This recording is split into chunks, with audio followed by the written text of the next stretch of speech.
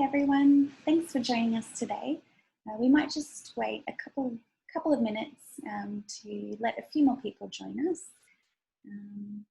I know a lot of you are now members already, but if you don't happen to be a Now member and you are interested in taking political action with Now this year, whether that's phone banking or virtual canvassing for the candidates that Now endorses, then please consider becoming a member.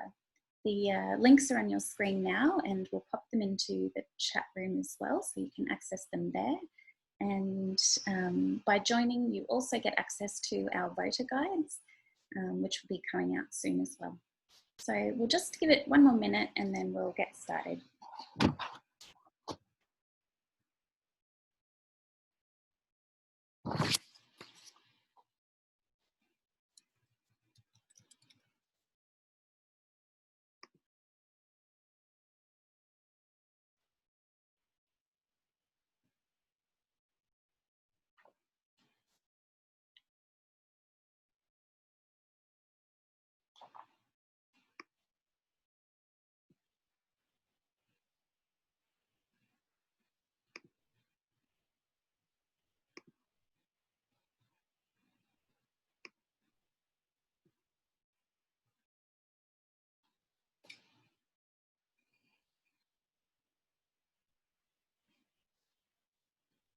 Okay, so we might get started now.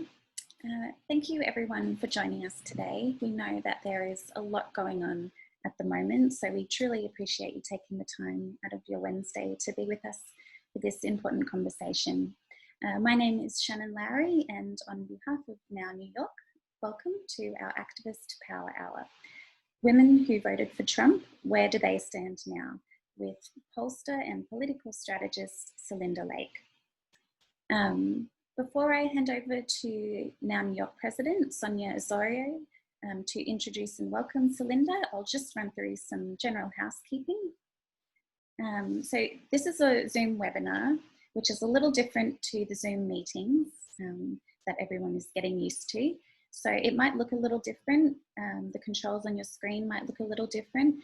Basically, you are on mute and your video is hidden automatically.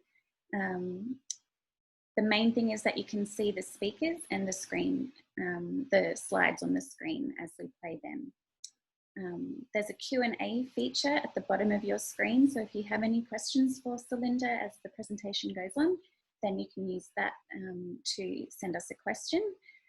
There's also the chat room feature.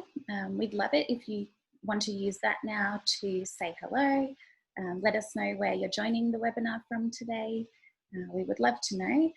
You can also interact with other participants in the chat room, and we'll use that to share links to resources and any other relevant links that we talk about during the presentation. For those that are asking, the webinar will be recorded and made available shortly after the presentation. Okay, so now in the spirit of polls, we thought we would ask a few of our own before we get started. So I'm going to load on the screen now for everyone. I'll just stop sharing this first. Okay, so we have two quick questions. Okay, so you should be able to see that now. We would love to know what actions you have been inspired to take in the last week. So that might be phone banking, calling a legislative rep, conversing with a friend or family member, participating in a march or a rally, getting ready to vote. So I'll just give you a few more seconds to submit your answers.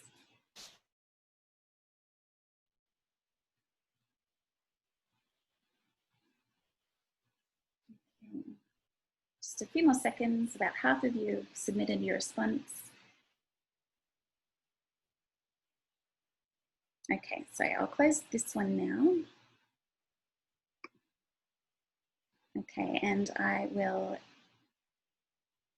Oh, and I see that you also could answer the second question there, sorry. Have you ever taken part in political polling? Interesting. So I will share the results on the screen now. Okay, so the top answer for number one was having conversations with family or friends. That's excellent. That's exactly, I guess, what we've been encouraging people to do as we get closer to the election. But you've certainly been active in every other area as well, which is fabulous. Okay, and about half of you have taken part in political polling. Interesting. Okay, so I am going to stop sharing that now. Okay, so without further ado, I'd like to now hand over to Sonia Osorio, the now New York president. Thanks, everyone.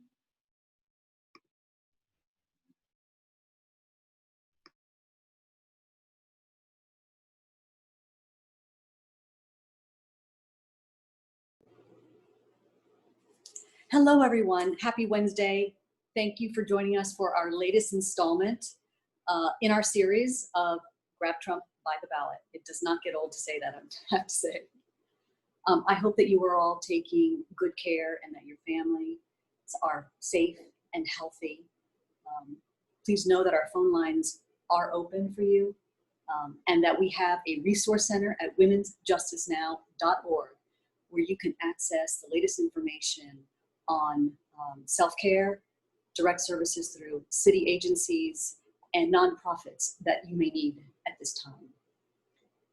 Certainly difficult times right now. I mean, we are all feeling a great deal of pain over the senseless brutal killing of George Floyd.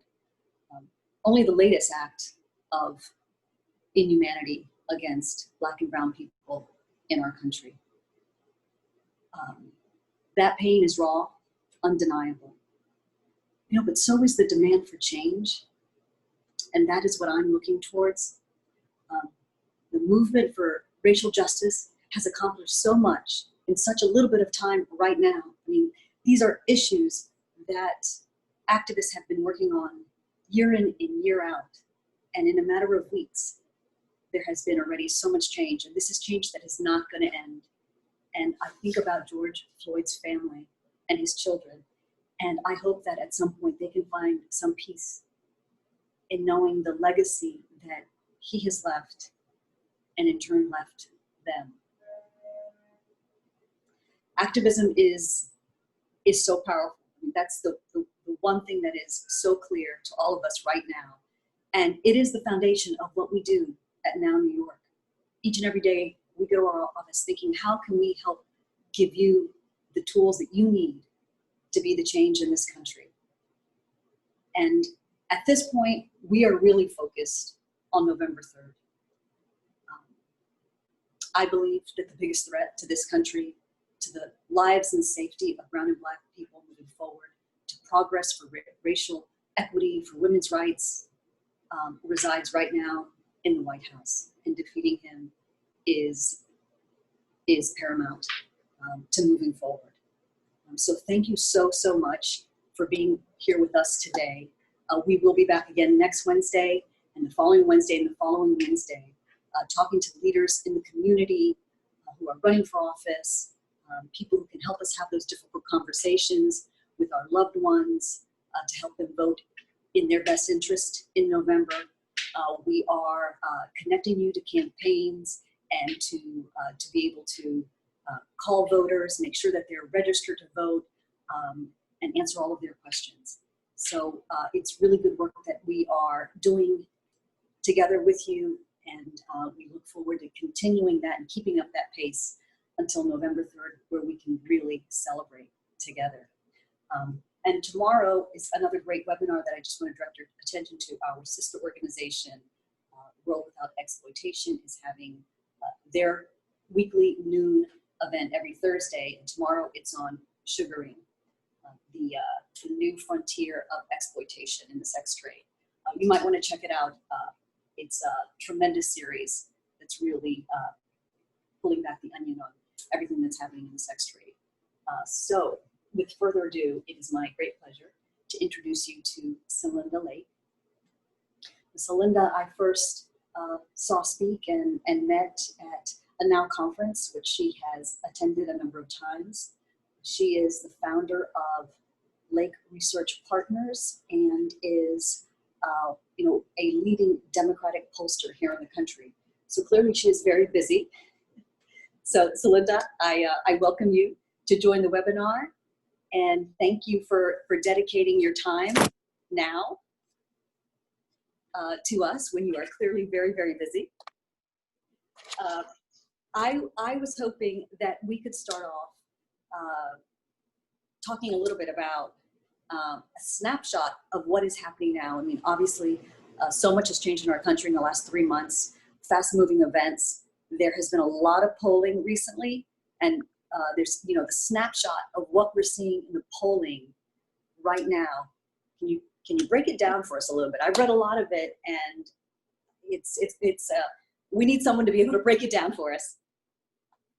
Well, thank you so much, and I'm really, really delighted to be joining you.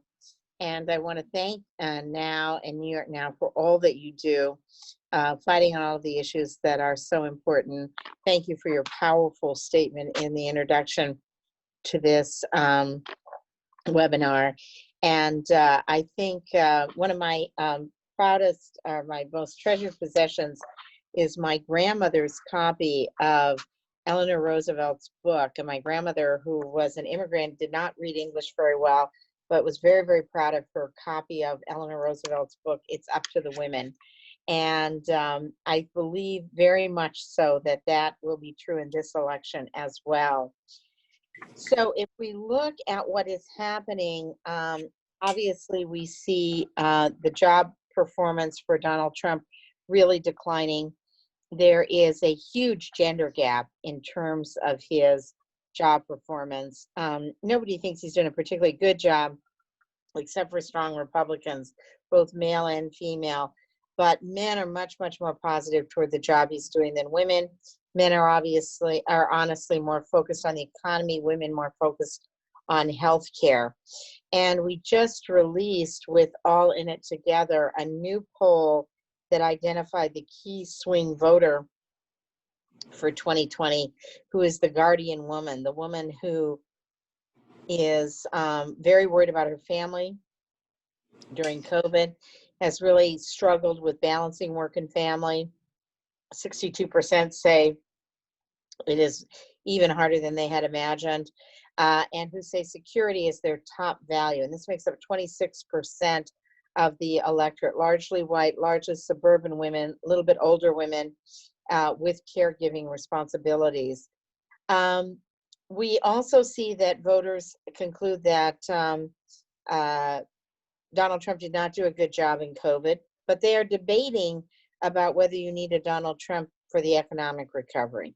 And the economy is still what is holding Donald Trump up. Now, his numbers are declining on the economy, but this is the strength that he brings still to the electorate.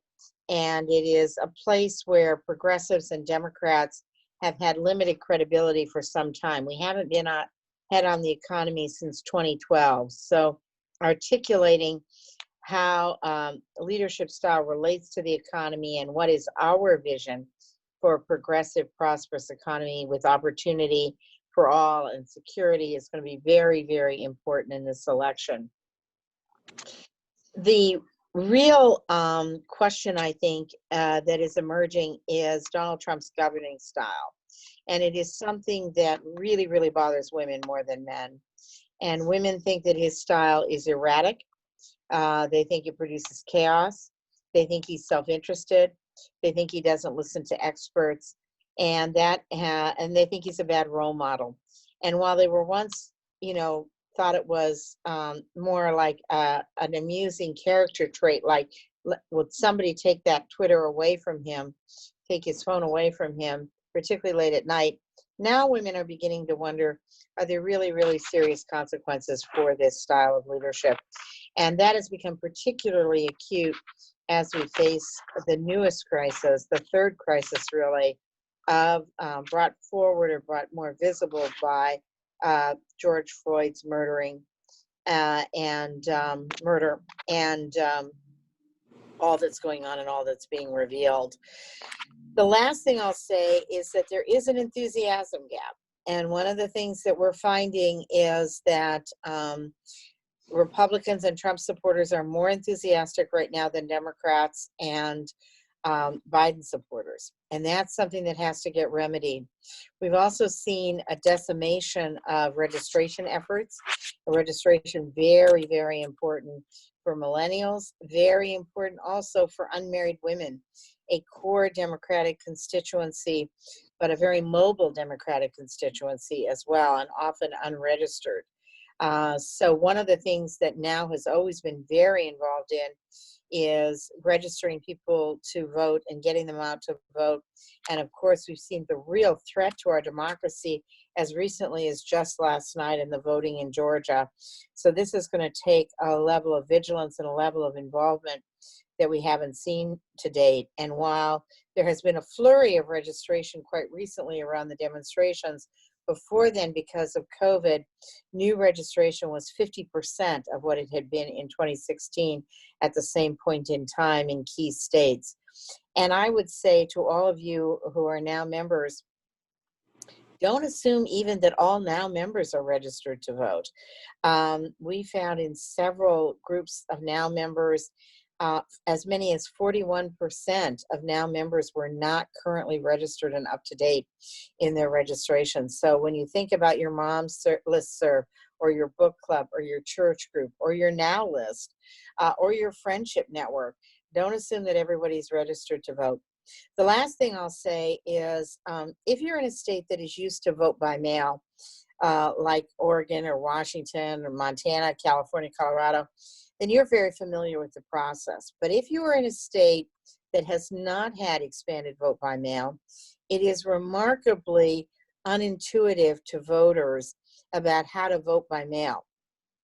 And we did some focus groups in Michigan, and we asked people, how do you feel about vote by mail? And people said, well, how will I get my ballot?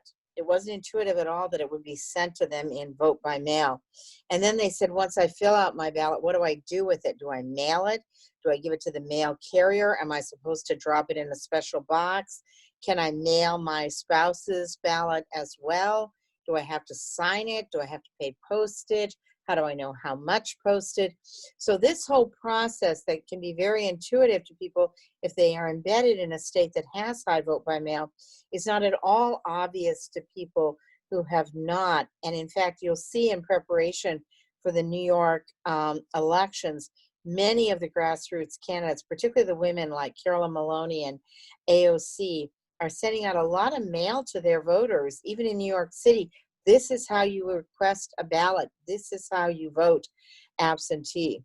So very, very important process that now has always been involved in, but we need you now more than ever in terms of registration and explaining to people how they get their ballot and what they do with it afterwards.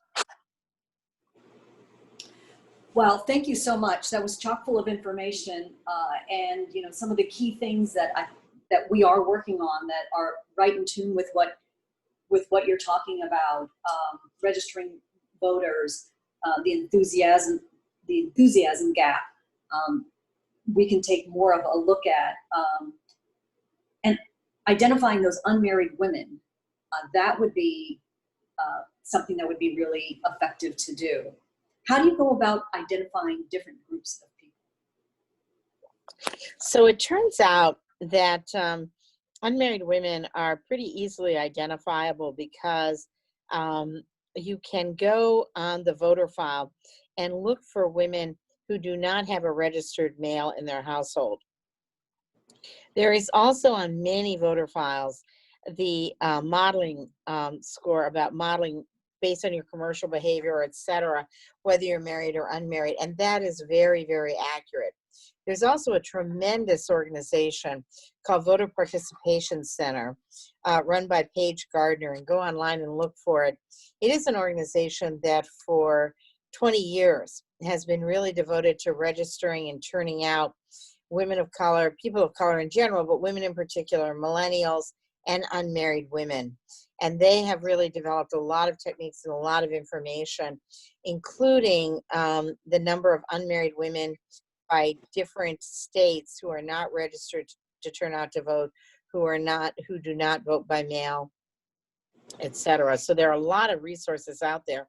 And, as we think about I think all of us are seeking things that we can do outside of our states, because New York is a pretty foregone conclusion in terms of the presidential.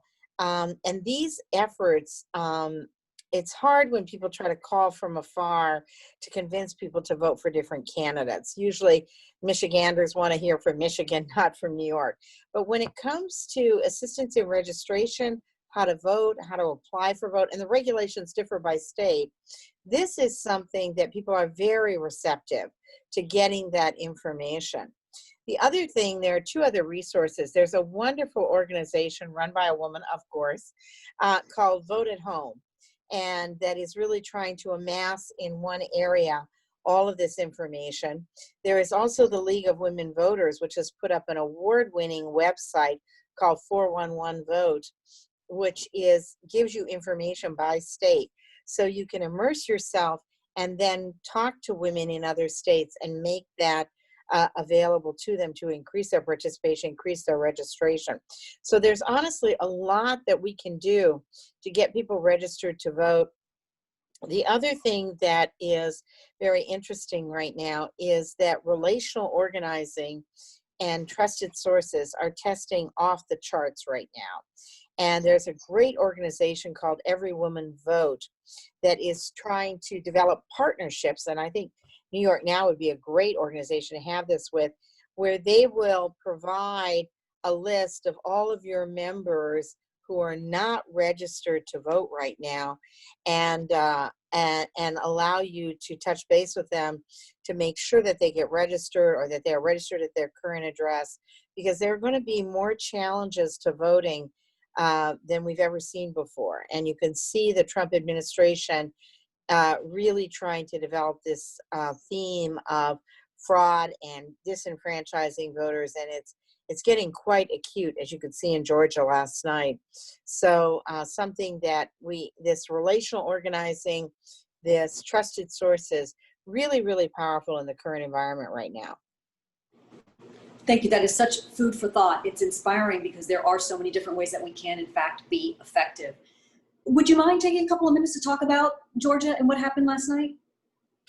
Well, I'm not an expert, and it's unfolding as we speak, but what happened was they had closed a number of polling places, and then they had trouble staffing polling places as well. Georgia, as you'll remember, disenfranchised 87,000 voters in the 2018 elections, and I think many of us believe that Stacey Abrams is the rightful governor of Georgia, but because of the way they threw out ballots, disenfranchised people, closed down polling places, that she was not elected. And that was not accidental. Actually, the Secretary of State who was behind much of that was the person elected as governor. They have continued doing that. And of course, then you have the COVID overlay of social distancing, but people were waiting hours and hours and hours in line in Fulton County, where Atlanta is. And in fact, the wonderful mayor of Atlanta, Lance Bottoms, who many of you have probably seen in her really eloquent comments on Black Lives Matter and the demonstrations, et cetera, in reprioritizing the police, she was really encouraging people, if you are in line, stay in line, save someone's place in line if they need to get out, so that we can have as high a turnout. And she expanded the voting. But there were literally people waiting in line for hours and hours, at great risk to themselves and their families. And a lot of the machines that were new machines, people were improperly trained on them and didn't get that going. So just a lot of problems. And of course, the administration is trying to blame it on Fulton County leadership, Democratic leadership, and African-American leadership. And it's just par for the course that this continues. Thank you. Yeah, I mean, we kicked off this series with a viewing of the documentary Suppressed, which focused on the 2018 election with Stacey Abrams. So it's it's very alarming to see that 2 years later there are still huge problems there. One of the most troubling things, you've had a lot of time to think about this, but one of the most troubling results of the 2016 election was the large number of white women who voted for Trump. And you were talking earlier about how women are at a different place now. What they thought was just, take his Twitter away. He's a bad role model. His erratic behavior. They're taking it more seriously. But is that across Republican and Democratic lines? I mean, I feel almost as if I need to understand what happened with white women in 2016 to have a clear sense of how to move forward and be strategic now. It's a really good question. It's a really complicated question. And I think many of us who are white women and have been in the feminist movement and now members forever, really, really troubled by what happened and really haunted by what happened. So let me set a little bit of context and then let me talk to you about where we are today.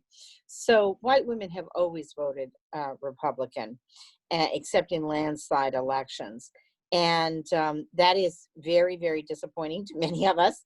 I was born and raised Republican, but obviously changed with the feminist movement and the Vietnam War. And I think many of us just don't understand how you could vote for Donald Trump. In 2016, 52% of white women voted for Trump, and 61% of non-college white women voted for Trump. In fact, non-college white voters in general, including women, were his base. Now, first of all, there are a number of challenges there. We saw a collapse of vote of suburban women and college-educated women for Hillary. The margin really decreased around the Comey letter, and that really had a profound impact. And the white college-educated women had been a base vote for Hillary Clinton, and then we saw their margin really decrease. We saw white non-college educated women really influenced by Trump's message of being for change. Believe it or not, this is always one of the startling statistics that I give. Donald Trump won the 2016 election on character, which does that just want to make you pull your hair out. And the number one character trait for people was change, and he won those voters overwhelmingly. Change beat honesty, beat caring about me, beat experience, and unfortunately that was the way things went in 2016. A lot of voters now realize there's good change and there's bad change, and a lot of women are really wondering about what kind of change they got and what kind of change they voted for. And they're looking for change again. The other thing, if we can talk between us, is that one of the things we need to do is really keep white married women from voting the same way as their husbands. And we had a very successful project, an independent expenditure in 2016, to do exactly that. Give women their own independent source of information. Empower women to make up their own decision based on their own instincts. And talk to women about how they are a role model for their daughters and their granddaughters. And it was very successful. Among the targeted population, Hillary Clinton did record better than even Barack Obama had been. So there were some real changes there, but we need to take that effort and make it even larger. Women often, white married women, particularly non-college, often think of politics as very conflictual. They want to avoid that conflict. They don't talk about politics with their friends. Their husbands are very aggressive, and even more aggressive now because they're home and Fox News is on all the time. And we have, when we're polling, we've had women, when we get them on the phone, lower their voices and say, well, I'm thinking about voting for Biden, but my husband's right here, so I don't want to talk about it. And then women also say, well, I am swamped. I don't have time to get all the information. My husband follows politics more than I do. And even though I was leaning toward Hillary, he keeps saying Benghazi, Benghazi, or whatever it is. So it's really important to encourage women to get their own information, to do it a little bit at a time. Women feel like, well, my husband can sit down for 2 nights and just get online and get all this information. I don't have time to do that. And so laying out a plan where you get a little bit of information at a time, passing on information that will be useful to a network of women to encourage them to come to their own conclusions. So right now, among white women, we have a very, very, very big gender gap. And white Republican women are very strongly for Trump still. But white independent women, 61% disapprove of the job he's doing, and they are voting for Biden by 17 points. So holding on to these suburban and exurban white women who are married to Trump voters who are not going to change their mind to vote their own conscience, their own view of what kind of leadership we need for themselves, their families, and the next generation, going to be a very, very important message for us. Wow, so very interesting. What about COVID-19?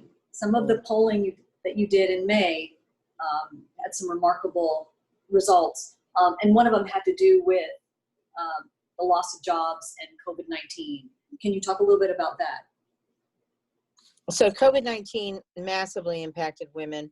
What's really interesting is, and we were very surprised about this data that we did for All In It Together, which is a wonderful, go to that website. It has a wonderful time series. We've just started working with them, but they're really, really a great resource in terms of information about women voters. But women who had lost their jobs during COVID, more likely to vote for Trump. Women who had seen their wages go down, more likely to vote for Biden. So it isn't just automatic that the COVID experience makes you more likely to vote against Trump. It certainly hurt him, and voters think he didn't do a very good job, that he was ill-prepared, late to the game, deliberately late to the game because of his style of leadership. But there's still a debate, particularly in terms of recovery. And blue-collar voters in general, white blue-collar voters, really torn about the economy, what do we need to recover, et cetera. So this is where you get this really interesting finding that we were shocked at, that women who had lost their jobs more likely to vote for Trump, women who had seen their wages go down more likely to vote for Biden. Really, really not what we expected, honestly. Yeah, that is something. Can we turn for a minute to an issue that is very much in the news now, that's gaining traction? It's kind of at the heart of the racial equity issue at the moment, which is defunding, divesting of police departments. And for those who are participating today, that's not a call to abolish police departments. What it is a call to redesign public health and services, and to take a look that maybe policing, there's too many resources there. We're handling our community problems through policing. Are there other ways to handle those problems? Who are the other, first responders? And what is the preventative measures that we could put into place to lower crime? And on and on. It's fascinating to think about. I'm a big believer.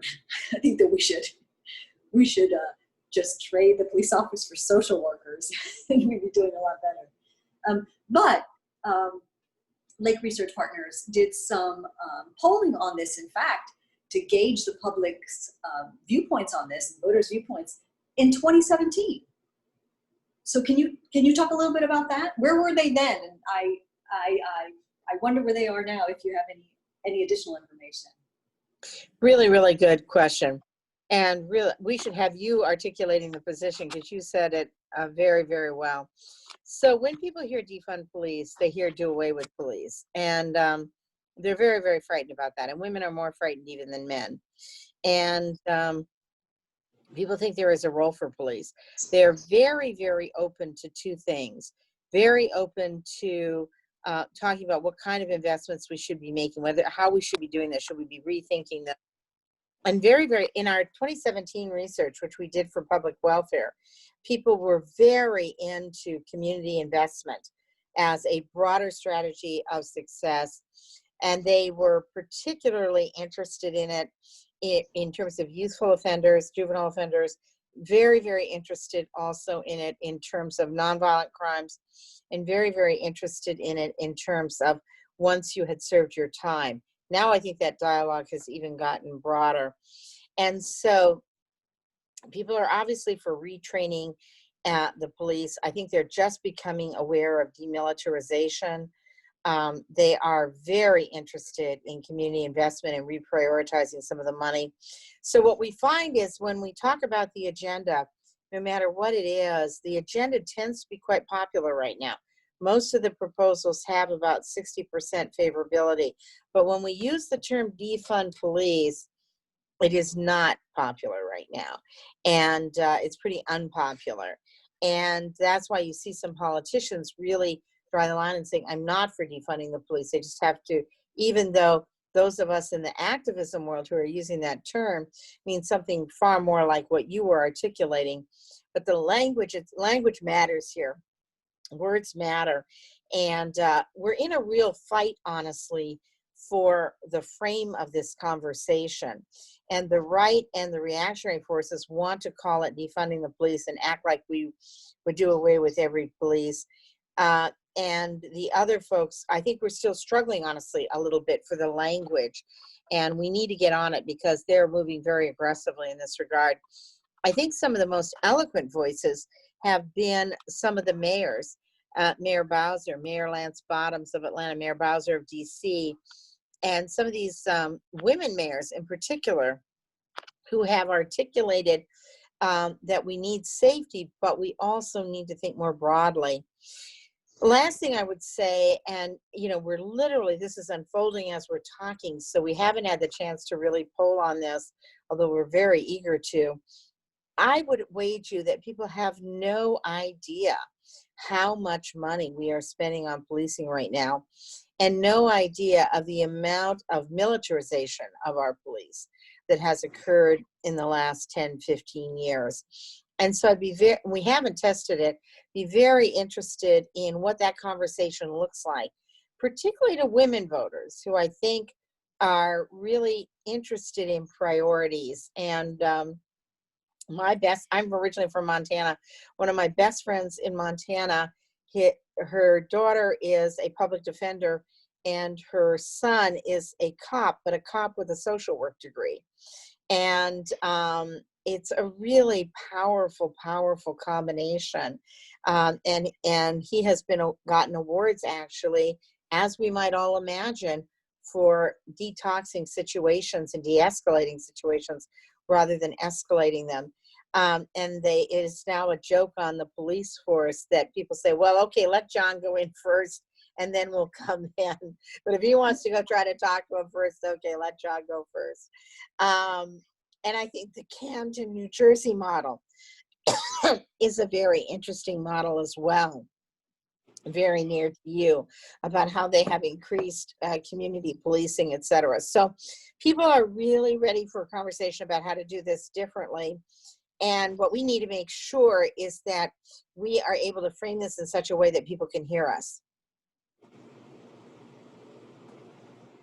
Thank you so much. That's a real additional information and perspective that a lot of us don't have. And there's a comment here that the NYPD budget is $6 billion, larger than the World Health Organization. That puts it in perspective. God. What you're talking. Insane. Yeah, I look forward to doing research on that. I have one closing question, and it's been reiterated in some of the questions that are coming in. So I'll ask that, and then we'll have time for a few questions from the audience. But I'm thinking about the fact that the election is so close, but yet so far. Yeah. 5 months away, and so much can happen in that time. That's a lifetime in politics. are you worried that the trend may change, that Donald Trump can get an upper hand some way? I mean, what are your feelings on that? I mean, we certainly saw in 2016 such a vacillation in with every activity or every tweet or anything happening, a change. It's like, if it lands on the wrong day of the election, does that change it? Yes, I'm very worried, honestly. I'm not as worried as I was at this point in time in 2016, but I'm very, very, very worried. And I will tell you 3 things that I think every person on this webinar could help with. So number one thing I'm worried about is Joe Biden is still much less well known than Donald Trump. Views about Donald Trump are pretty fixed, but Joe Biden is very open to definition, even as long as he's been around. So making sure, and he's got much less money than Donald Trump and his allies have. So making sure that in social media, and that he has the resources he needs, and in social media that we're really promoting the ads, the statements, etc., because people do not know him very well, as stunning as that may seem. The second thing I am both terrifically excited about and absolutely terrified about is I am thrilled we're going to have a woman vice president. I have no idea who she will be, but I know she's going to be absolutely wonderful and very, very exciting. I also know that the right wing is geared up already to absolutely rip her to shreds, whoever she is. And if you look at the right wing and track the right wing media outlets, it is unbelievable what attacks they are already launching around all these women on corruption, highly sexualized attacks with really insulting imagery. And we don't tend to see this because we wouldn't go to these kinds of websites, but we are going to have to get ready to really push back hard and to really, particularly to swing women. There's a wonderful organization that I would encourage all of us to jump onto that Gloria Steinem founded called Name It, Change It. And the idea was to fight sexism in coverage of women, Democrat or Republican, because sexism hurts all of us. And we need to get geared up. And then the last thing I'm very worried about is the Trump voters are very enthusiastic. They will turn out. They are already registering in record numbers, their voters, and they have a turnout program. Unlike most Republicans in the past, Donald Trump and Kellyanne Conway, they're both experts in turning out the vote and very geared up for that. Because of COVID, because our vote is more urban, our vote is more mobile and therefore less likely to be registered right now, because our vote is systematically suppressed and disenfranchised, we have a real challenge in terms of registration and mobilization. And don't assume that just because you know the person or you're in a group with the person, they are registered to vote or they are registered at their current address or they know how to vote by mail. None of that may be true. Wow, this has been a sobering conversation, informative but sobering. A couple of questions from the audience. I have from Angela Danzi. What proportion of voters are strong Republicans? Has the party lost membership? You might just have answered that, but if there's anything more. Yeah, really good question. So, and whoever asked that question was very astute. So about 41% of the public is Republican. Not all of that strong. There are some independents who lean there. There are also some suburban women who have moved into considering themselves more independent, who have a record of voting Republican. But about a third of the vote is strong Republicans. About a third of the vote is strong Democrats. The problem is the strong Republicans are more enthusiastic right now than the strong Democrats, and they are more likely to be registered and geared to turn out to vote than the strong Democrats. So that's what we have to remedy. Right, and so are there any statistics to quantify the enthusiasm gap with respect to demographics? Is it, for Black, Latina, Asian, Native American women? How does the class and age impact this gap? Yeah, very astute question. So younger voters less enthusiastic, and I thought George Floyd's brother made this so eloquently. Young people really engage now around the demonstrations, but we have to link those protests and demonstrations to the vote. That is the ultimate voice here. And young people, millennial women in particular, actually, even less, so only 36% of millennial women were very enthusiastic about voting. Even 51% of millennial men were enthusiastic about voting. And then for older voters, it's like 2/3, 66 to 75% very enthusiastic about voting. So there's a huge gap here, and particularly among millennial women. So we really need to increase that enthusiasm and make the connection to the vote. We also see less enthusiasm among Latinx voters. And that has been remedied a little bit. People have talked about how the protests and what's going on have mobilized African Americans. It's also had the impact of mobilizing Latinx, but we need to be sure that that continues. And so those are two key populations. And then unmarried women, particularly unmarried moms, their enthusiasm has plummeted, not because they don't believe in voting, but because they are absolutely swamped. Like those guardian women, 62% of them say that they are really struggling and that it's been much harder than they had even anticipated during COVID to balance and juggle work and family. So if you're an unmarried woman, particularly if you're an unmarried mom right now, you are always swamped. And in fact, when we used to do work with the Voter Participation Center, when we asked unmarried women, when would you normally vote? They said 11 o'clock at night after I'd folded the laundry. And now they're going back to online to work at 11 o'clock at night, or back online to help their kids with their homework at 11 o'clock at night. So we really got to help these swamped women who have so much on their plates. Well, I'm going to have to go back and listen to this. There will be a recording of this, everyone, so you can digest it once again. I have a question from Mary Ralph. When do you think Biden will announce his choice for running mate? Any idea? I don't have any. When do you think the opportune time is? Well, I think it'll be done before the convention, obviously. And because our convention is likely to be virtual, we're going to have ballots that have to have the names on them. So I think some of those logistics are being worked out. But, this is probably the most important vice president of our lifetime. And I think the VP, in part because of the role he played and the partnership he had with President Obama, takes this role very, very seriously. So I don't think he's thinking about it, honestly, in terms of opportune time. I think he's thinking about it in terms of really getting everyone vetted, really working out the relationship. And he takes this very, very, very seriously as his partner in the enormous task that this team is going to have if we are lucky enough to beat Donald Trump. Okay, last question from the audience before I turn it over to my colleague Jean Bucario, where we can talk a little bit about how we can take action. Right. Religion and sexism. How these will play a role in this election. Oh, wow, what a thoughtful question. And I don't have a facile answer to it.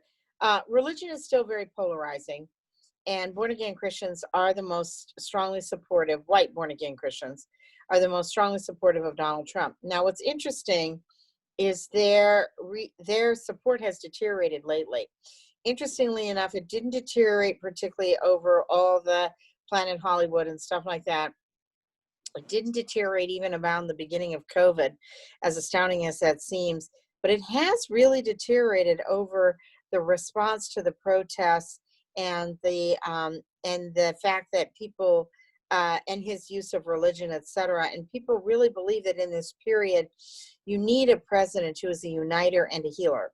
And Donald Trump is neither one, doesn't even pretend to be, doesn't want to be, doesn't have a molecule of that in his body.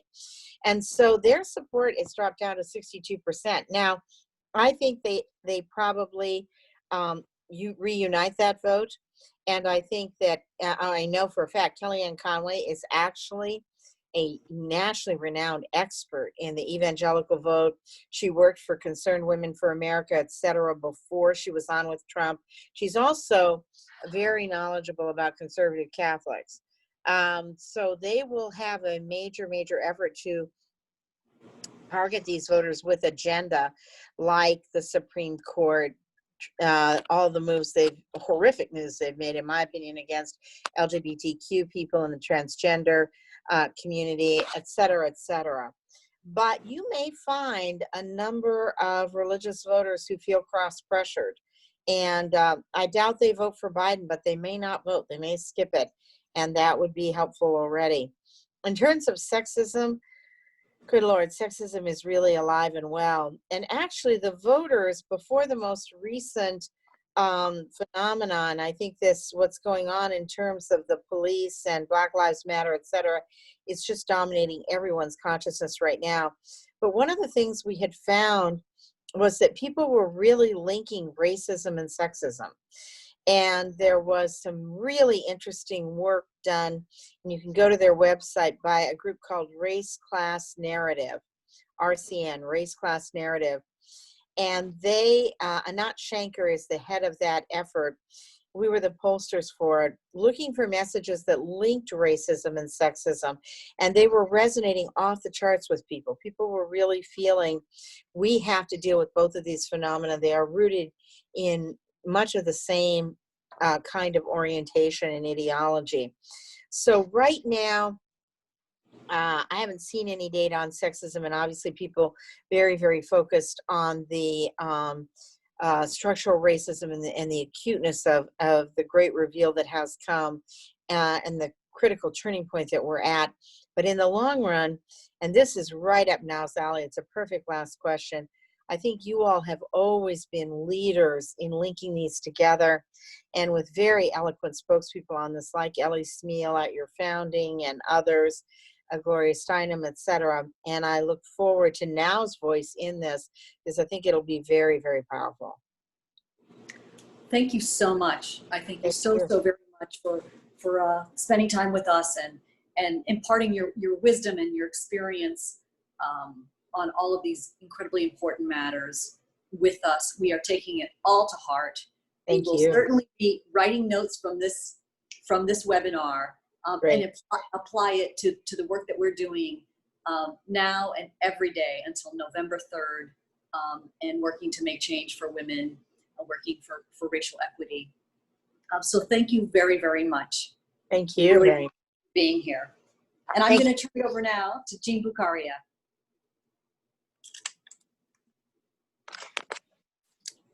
Hello, everyone. We can never end our calls without connecting all of you to how we can take action. And so there's clearly a lot of notes and information that we're going to put together for all of you based on this call. But also, I don't know if we can share the action slide. There are continued ways for all of us to be taking action in the lead up to this election. And there are plenty of opportunities. I think number one that was reiterated by Celinda Lake in her discussion is just not to take for granted that the people you know in your life are actually already registered to vote. If you need more information about this, you can go to vote.org. That website works nationally, so no matter what state the person is in, you're able to go there and get information about how they can register or how you can register to vote. Obviously here in New York, we have our primary on June 23rd. There are many powerful now PAC endorsed candidates that we are actively supporting. And there's an opportunity to flip some seats here in New York. So we really are encouraging all of you, especially if you're members of NOW, to, I'm skipping to the third point, but to also phone bank with us for candidates and where we have this opportunity to flip seats blue. I think that there's a lot of changing dynamics, and the polling data is pointing to real shifts with the American public and how they think about police brutality and accountability and how they think about racism. And so all of this is sort of transforming what we're up against in November in terms of getting Trump out.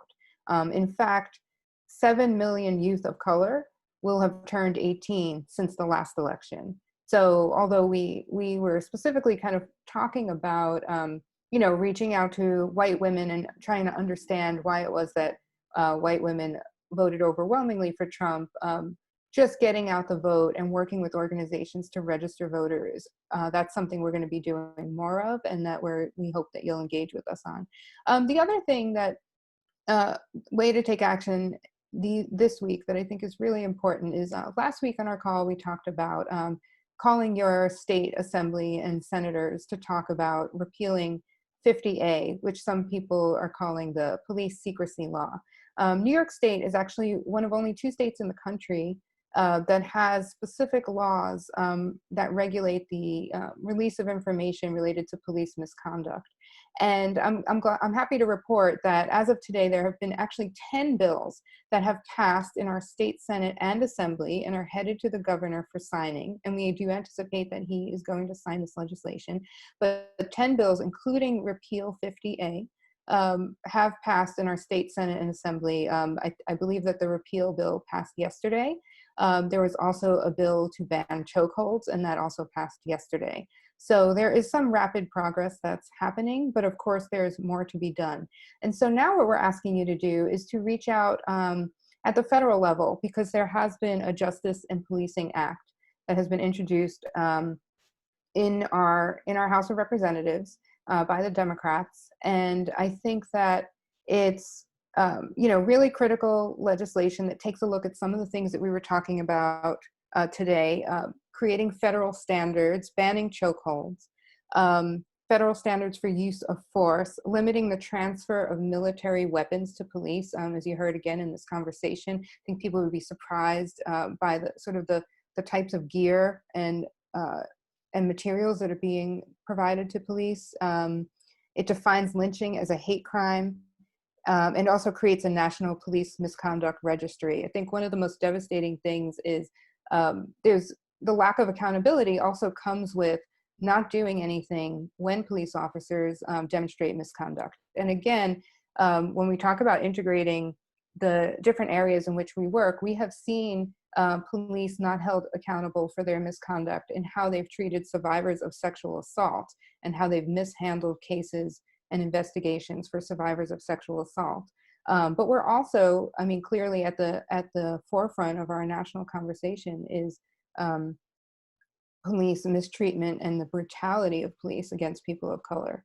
And when someone has a misconduct record and just gets away with it, we saw in the case of Eric Garner, he had 4 substantiated complaints against him. We've also, the officer in the Eric Garner case that murdered Eric Garner, and also we've seen this with Derek Chauvin, he had 18 misconduct complaints against him. So if we're discussing reforms, this is the moment to call for them. So we ask for all of you to get involved. That bill, the Justice and Policing Act, is now before the Judiciary Committee. And so that's something that you can act on right now. And last, I'll just go back to our, connecting all of this, because what we have seen in this pandemic and also in the absolutely despicable response that Trump has had to a genuine call for equality and end to racism in our country, what we have seen is we've really relied on our local leaders and our congressional leaders to step up, and we've looked to them to give us a voice of unity and direction and hope, and also to set a policy agenda. And so we need those leaders more than ever. I mean, we must be laser focused on getting Trump out, but at the same time, we have to, rally around our local leaders that are going to be able to help us through here. And you see that more than anything with policing, because that is really regulated quite a bit on the local level. So we have the opportunity here in New York to flip several seats blue, as I talked about. We're going to be phone banking. We have people signing up, and that's something that you can do virtually. And we hope that you'll click the link for phone banking and sign up with us. So just want to thank you for joining us today. There's many ways that we can all continue to take action together. I look forward to working with all of you, whether that's on the phones or over Zoom. But we all have to do what we can to get out the vote and make change for women, for people of color in our country. So thank you so much. I'm going to kick it over to Shannon, who's going to wrap up today's meeting. Thank you.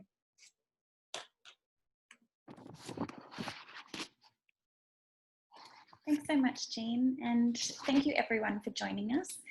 We're just going to pop a quick link in the chat room now to our feedback survey. So if you have 30 seconds just to quickly finish this, we would love to know what you thought of our session and what you would like to see in future sessions as well. So thank you so much. We hope you can join us next week, same time and place, and the following weeks. We'll have more speakers joining us for insightful discussions and to learn how we can grab Trump by the ballot. So we hope to see you there. Invites will be sent out shortly.